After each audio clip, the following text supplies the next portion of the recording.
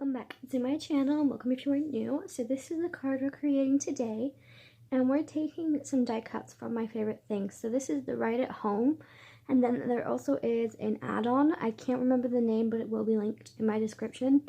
I also apologize for my voice and sounding a little bit different. Basically, with the weather at the minute, when I'm actually filming this, it is in August. And the weather has just been constantly going up and down, so it's actually making a lot of people ill, just because of obviously the temperature fluctuation and then the pressure as well.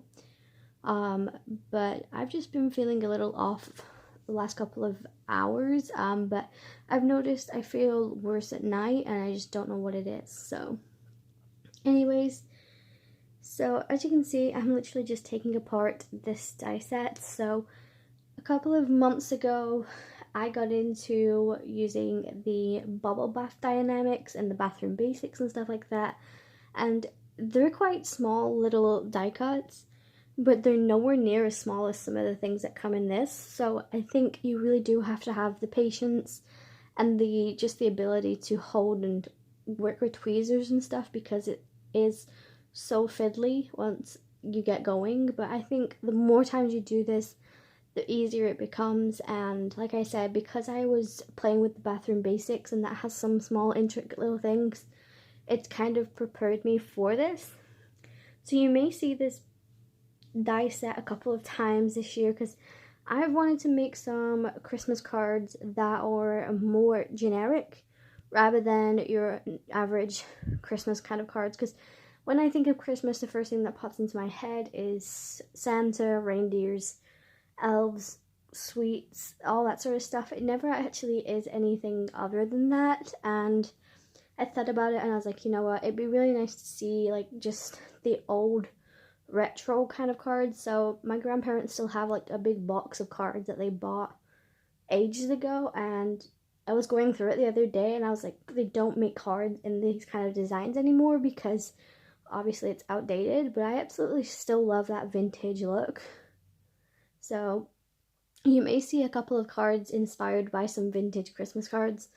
So yeah, but you may also see this die set on an Instagram live. I give you guys the option of choosing what you see, so definitely make sure you follow me on Instagram. My plan is to go live every Wednesday and Thursday now for the foreseeable, but I think that might change if like other things come up, like I go away or I become ill or anything like that. So make sure you stay tuned and join me on Instagram.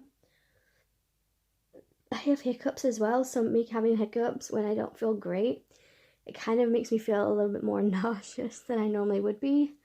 So I'm kind of trying not to hiccup much because it makes me want to be sick. So, but basically, yeah, so I'm going to be doing a lot of cards. I also have a run up to Christmas Instagram hop with my friend, I think she's called Marina or Maria.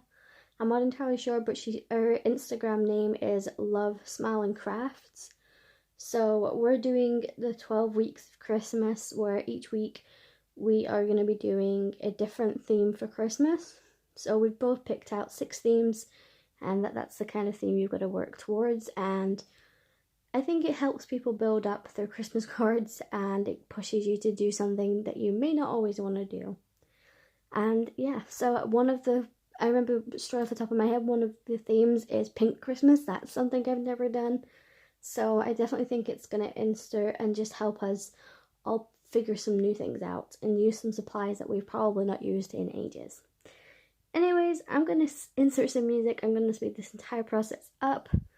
So this is the first time I'm using this, and please don't come for me in my comments, but I do feel like I could have improved the card overall. But I think another thing is with this card is if you have a lot of colored cardstock, you could totally skip all of the steps that I'm doing, where I'm die cutting everything, coloring it in, and then assembling, so you could skip this coloring step out. But I don't hold colored cardstock. I only have white and black cardstock because, quite frankly, I don't have the space, and I think having white cardstock where I can change it to any colour that I need by either colouring it or ink blending it definitely works better for me. But that is my personal preference.